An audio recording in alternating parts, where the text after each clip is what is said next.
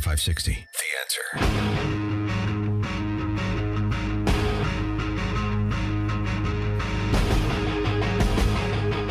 Personally as a person, but I didn't agree with what he was saying or what he was doing. And when Biden came in, he inherited him, and he gave him a tremendously high position. And then he gave him a pardon. He did indeed. And, I think we all thought there was a lot of science behind what he was saying, and maybe not so much. But, Mr. President, if you would have known then what you know now, would you have fired him? Well, I would have fired him, but, again, I didn't listen to him. So when he was with Biden, he was like the god. When he was with me, he wasn't even close, and I wasn't very close to him. I dealt with him very little. I didn't agree with many of the things he said. No, he wanted to close up everything. Look at all the... He dealt with that dingbat with the scarf, the neckerchief. Remember her, squirrel with the ascot? Another co-conspirator. Has the White House been controlling when you can speak with the media? I think you'd have to be honest to say yes. I certainly have not been allowed to go on many shows that have asked for me. One of the most trusted voices in America, and yet you're not. Trusted voices in America. The future will designate exactly what he is. His name will be synonymous with not just fraud, treason. He's a traitor, and the evidence proves it, along with all of his cohorts. And that includes Mike Pence, who he was very close with, Mike Pence. You fracking scumbag. Anybody know what Mike Pence thinks? Is a sentence no one will ever say again, ever. Give me Glenn in Orlando. Will you squirrel? My call screen's a little down. Glenn. Hey, Sean, hope you're doing well. That was Deborah Burke with the scarf. Yeah. I hated her. Deborah Burke. Are we supposed to call her Doctor of Gatsangul? They all graduate from with a doctorate in Gatsangoulism. Go ahead. Yeah, so anyway, this was not a pandemic. This was a plandemic.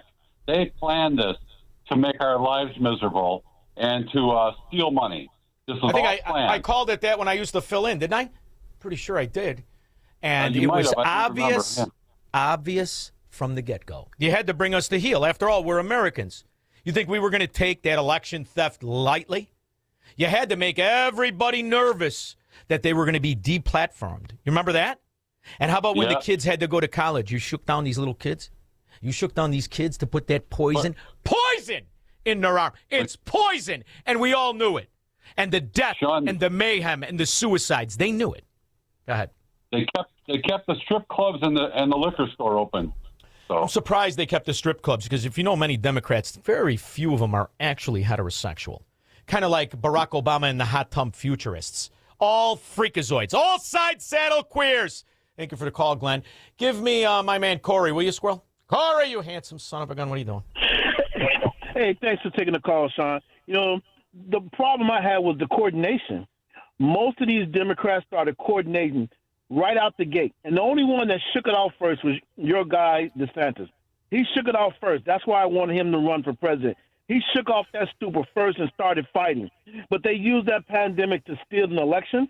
They used it to steal people's property. Everyone's saying, I'm going to go get a forbearance. That's the wrong thing to do. You'll come out of that forbearance because they will not pay the tax, and you will lose that house. I had several friends lose their homes through those forbearances. So city council walked in there and gave themselves a 40% raise, Sean, and then they raised their allowances as well. And who's?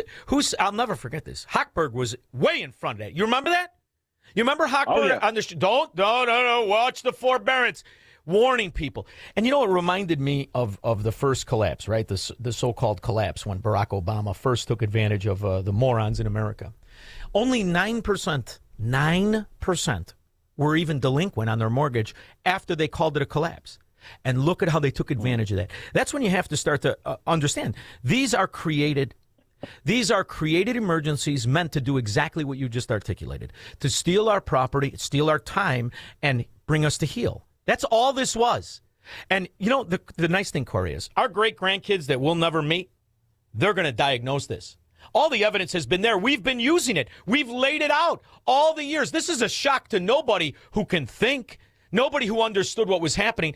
And in the meantime, what was the point? The point was to steal the emergency money, the trillions and trillions of dollars. Trillions, not billions, trillions. Joe Biden added $9 trillion to the debt in 4 years.